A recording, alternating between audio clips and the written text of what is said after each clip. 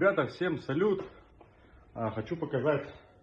В общем, в ремонт поступил холодильник TSL. Холодильнику всего чуть больше года, то есть у него закончилась гарантия и уже он сломался. У него, в общем, была утечка в запененной части холодильника, ну и по контуру.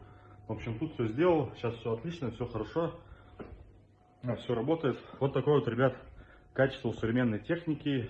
Холодильник люди покупали за 30 тысяч, как они сказали, год назад. И это значит, что работы у мастеров будет только больше и больше становиться. Вон, холодильник вообще свеженький, как новенький. Но отработал чуть больше года. Как-то так, ребят.